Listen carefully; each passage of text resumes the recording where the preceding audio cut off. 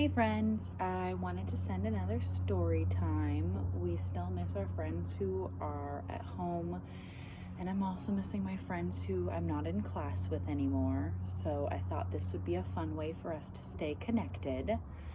I brought a book that we've read in class before. Maybe you recognize it. It is the Crunching Munching Caterpillar. It was written and illustrated by Sheridan Kane and Jack Tickle. And then if you see down here, it tells us the publisher. Does anybody recognize what publisher is in that red rectangle? If you guessed Scholastic, you're right. Then we have the Crunching Munching Caterpillar. I see a bunch of leaves. Something that caterpillar really needs. Then we have the title page where you have all that information again. The Crunching Munching Caterpillar by Sheridan Kane and Jack Tickle, published by Scholastic.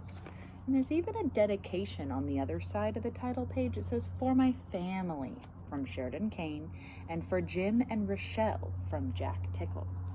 So that's who they thought of when they made this book.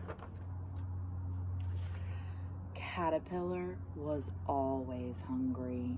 For weeks he crunched and munched his way through the fresh, juicy leaves of a blackberry bush. Crunch, crunch, munch, munch. One day Caterpillar was about to crunch another leaf when somebody's coming. Can you see who's coming? They're making the buzz sound, if that gives you a hint. Buzz. Bumblebee landed beside him. "Wow," said Caterpillar. "How did you get here?" "Simple," said Bumblebee. "I have wings. Look." "Oh, I'd like some of those," said Caterpillar. Bumblebee flew up in the air and buzzed busily from flower to flower. Buzz, buzz. "I'd love to fly like that," said Caterpillar. "Well, you can't," said Bumblebee. "You've got wings, or I've got wings, and you've got legs. Your legs are for walking." "I guess so," sighed Caterpillar. Bumblebee flew off to the next bush. Watching Bumblebee fly had made Caterpillar very hungry, so he crunched and he munched until it was time for bed. Crunch, munch, crunch, munch. Yawn. Caterpillar woke to the sound of twittering birds that swooped and soared in the early morning light. Caterpillar was just about to start his breakfast when Sparrow landed beside him. "I'd love to fly high in the air just like that," said Caterpillar. "Well, you can't," said Sparrow. "You need to be light as the dandelion clock that floats on the breeze. You are far too fat to fly. Your legs are for walking." "I guess so," sighed Caterpillar. Caterpillar carried on, crunch munching all day long until the light began to dim. Crunch munch, crunch munch. He wrapped himself in a leaf to keep warm. He was just about to go to sleep when...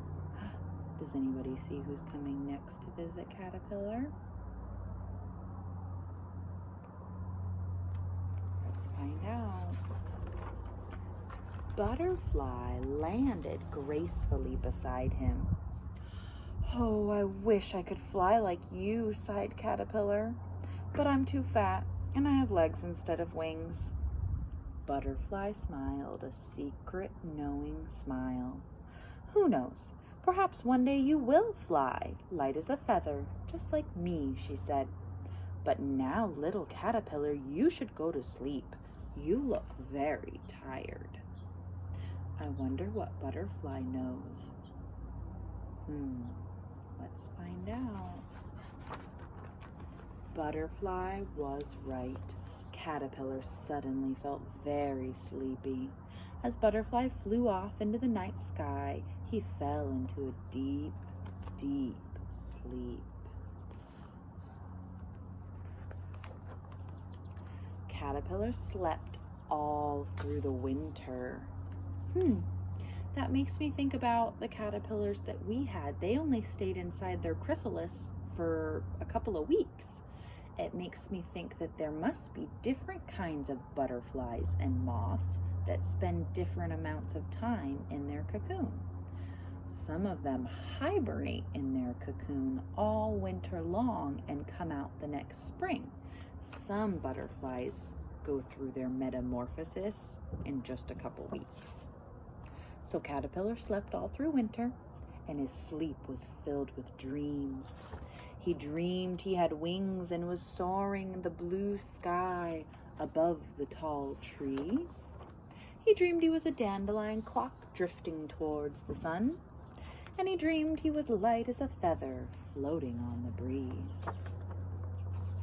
When Caterpillar woke up, he felt the warmth of the springtime sun. He was stiff from his long sleep, but he did not feel very hungry. He stretched and stretched.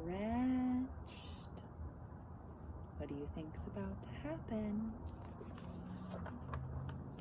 And a breeze lifted Caterpillar into the air. He was no longer short and plump. He had wings, great big wonderful butterfly wings. "Wow," said young Butterfly, "I'm flying. I'm really flying." Oh, look how happy he looks now.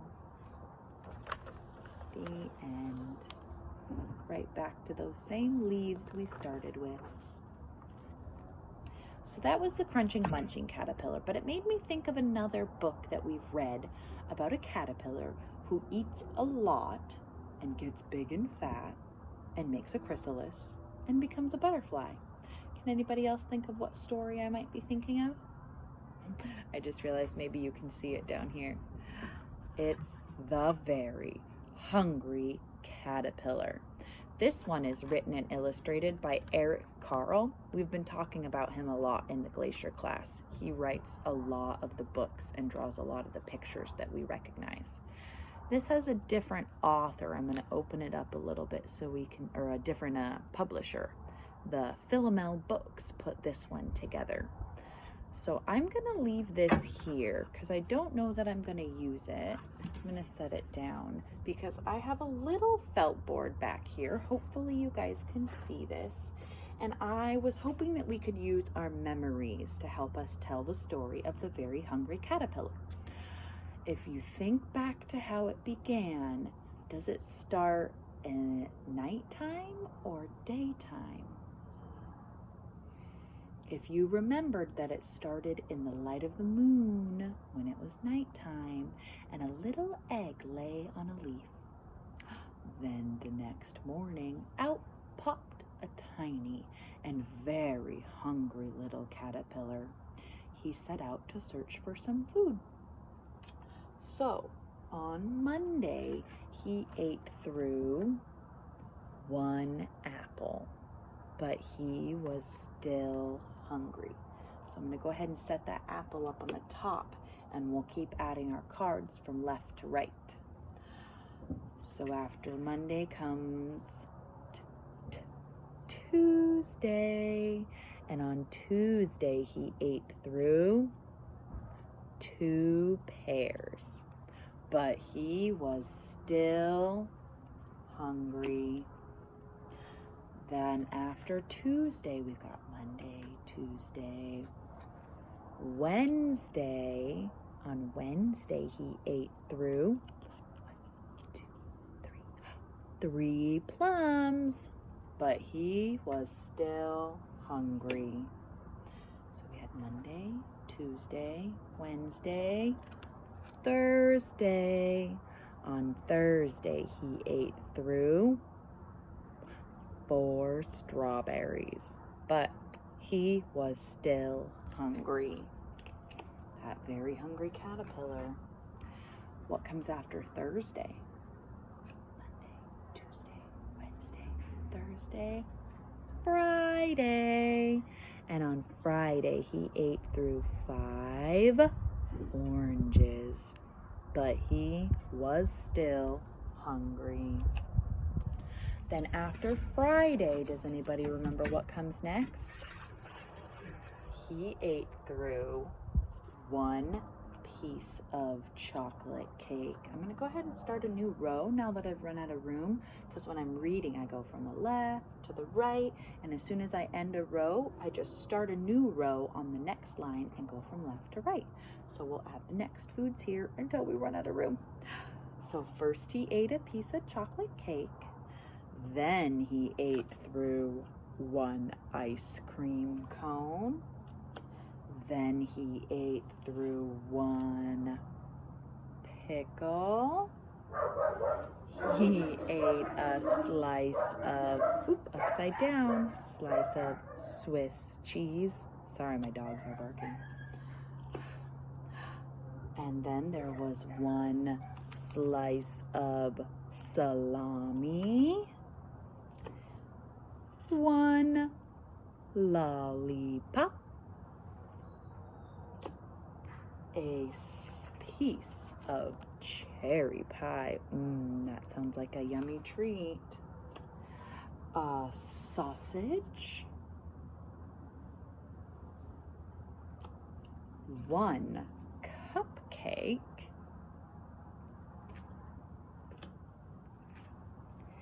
and 1 slice of watermelon. That night, does anybody remember how he felt?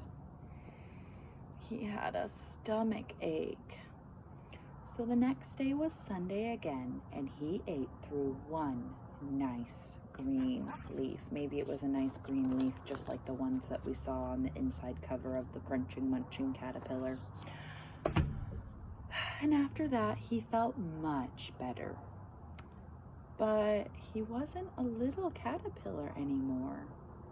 He was a big, fat caterpillar. That means he's ready for metamorphosis. So he built a house around himself, and it was called a cocoon. Some of us might know some other names for that. Chrysalis or a pupa are the other words we've used for that stage.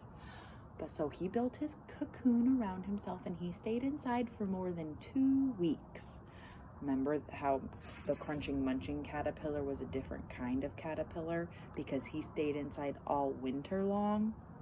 This type of caterpillar only takes 2 weeks to change into a butterfly.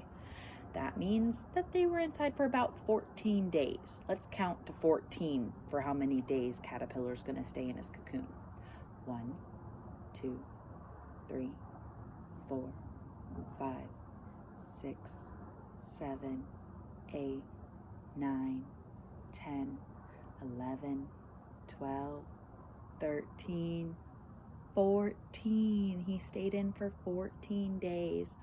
And then he began to nibble a small hole in his cocoon, and he popped out, and he wasn't a caterpillar anymore. He was a beautiful butterfly.